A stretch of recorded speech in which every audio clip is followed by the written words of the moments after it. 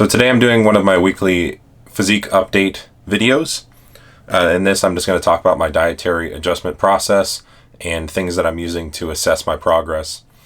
So this week is going to be a little bit different. As I mentioned in a post that I did on Instagram last week, I was planning on continuing my mass gaining phase.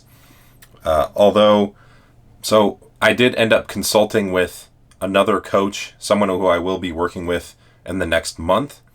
And he recommended that I get a little bit leaner, especially because I was a little uncomfortable with the body fat level that I'm at, or that I was at.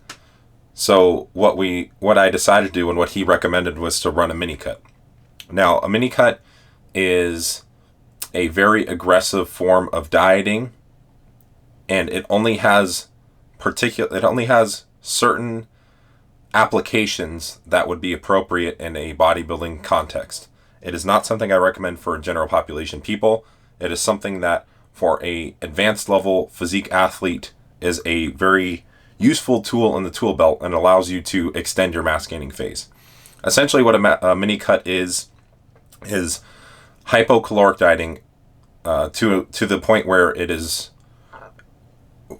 where you run a really excessive deficit in order to resensitize your muscle cells to insulin and carbohydrate. In order to resensitize your body to the training stimulus, it will also increase your hunger substantially. That is another reason why it is something that should be used sparingly. This whole topic is explained in a book that I'll link in the description called The Minicut Manual by Renaissance Periodization. Regardless, so what it is we're going to do a really aggressive diet, essentially. As you can see, I started, looks like the 7th, October 7th. So I started midweek, and you can see how drastically my weight shifted from 248 all the way to 241, and today I am weighing 239.2 pounds, so today is Tuesday. So I'm going for, the goal is a rate of loss of 1.25% of body weight a week, but as explained in the Minicut Manual book, there is a lot of body water that comes along with that. So the first couple weeks are going to be pretty blurry, so you just kind of have to trust your calculations. This would be at a very aggressive rate of loss. So most people should not do this, basically, is what I'm saying. I'm doing this because I have a limited window of time to lose the excess body fat and get ready for another massing phase. And I can handle it because I have the presence of anabolics, which will preserve muscle tissue, and I do have experience dieting. Most people, I would not recommend this rate of loss. I would recommend maybe going more towards the midline, which would probably be like 1% of body weight per week for 6 weeks or something like that. So in order to find that deficit, I took my maintenance calories, which is 4,000 currently, and you multiply that by 6.25 to get a 1.25% of rate of loss. So that leaves me with a 1,500 calorie deficit. So I'm currently eating, I believe, 2,450 calories a day. That's the calculation that I got. I'll put that diet up as well. I'm going to play my physique posing, my weekly update here. I'm currently still coaching myself. As you can see, I guess I'll put the comparison up, and people who follow me, there's a drastic difference between this look and the look last week when I was 248 or so. Everything is sharper. My legs definitely flattened out really quickly, which is to be expected because we cut my carbohydrates like 500 grams, or I cut my carbohydrates 500 grams. But I am much sharper. You can just tell how much body water I was holding, and that was probably due to the stress of traveling. So I think this is actually a really useful time to do this because I can really see where my physique is at and what needs to be improved. And then I'm going to have my new coach, who I will reveal in future videos, do my training for me. So this will give him a better gauge of where my physique is at as well. Posing definitely still needs work, but you can see within my abs, much sharper comparison. I was trying to contract my legs differently, which I don't necessarily think it looks better. I was trying to squeeze my glutes to get my adductors forward, but it's really hard to flex my quads when I do that. So it didn't really play out the way I'd like. So yeah, I'm a little bit flatter in certain areas. I think with the presence of anabolics, I'm not going to get as flat as someone who maybe is natural in running a mini cut. And I can definitely preserve more muscle or not have that risk of muscle loss that they may have.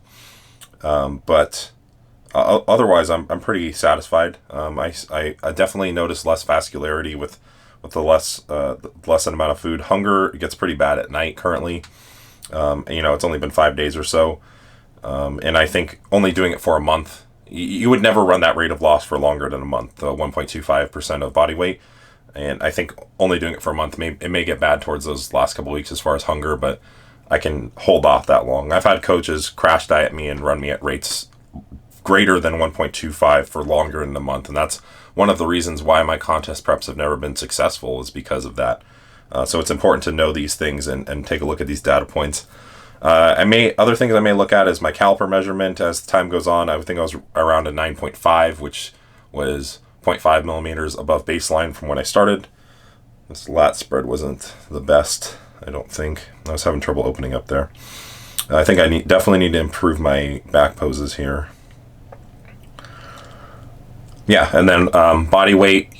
It's stated in the book that if you towards week 3 you'll get a better understanding of what your body weight is doing, and you can kind of adjust there, but don't adjust in the first couple weeks. And it mostly just says trust the process, trust your calculations, be really specific, know what your maintenance calories are, and you can make adjustments based off of that. But again, it's a cheap book. I think it's like $15-$20, so it's definitely worth it if you're an advanced athlete and doesn't like getting overly fat in the off season, which is something that I've struggled with for sure before. So yeah, I'd say overall I'm pretty happy. The reason we're doing this is because I still think I need some improvements in my physique before I step back on stage. My goal is to be at national level when I step back on stage. So I think the arms, the shoulders, mass overall, hamstrings, glutes, maybe back as well. So pretty much everything at this point, I would say, needs improvement. So anyway, yeah, that's just my physique update. I'll put the diet up. You'll be able to see all that stuff.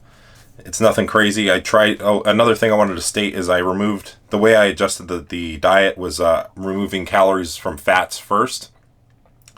Got the protein up. I was at a 0.8 grams per pound amount of protein.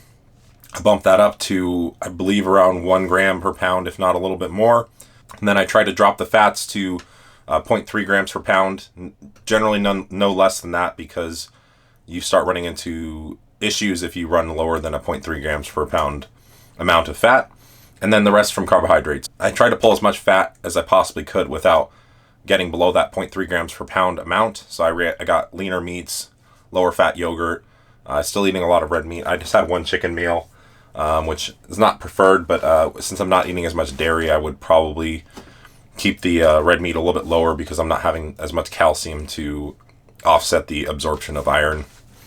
So yeah, and then I'm running about 200 grams of carbohydrates currently. So that's only temporary for 4 weeks. Should drop my body fat percentage at least 3 to 4%, and then I'll be ready to mass again. So I'll keep you guys updated on how it's going throughout the weeks. Hunger's getting kind of bad towards the night, but we'll see how it goes.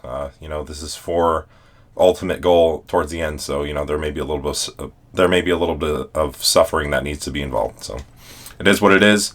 Hope you guys enjoyed the video. If you like these physique updates, please like the video, subscribe to this channel. Thank you all for watching.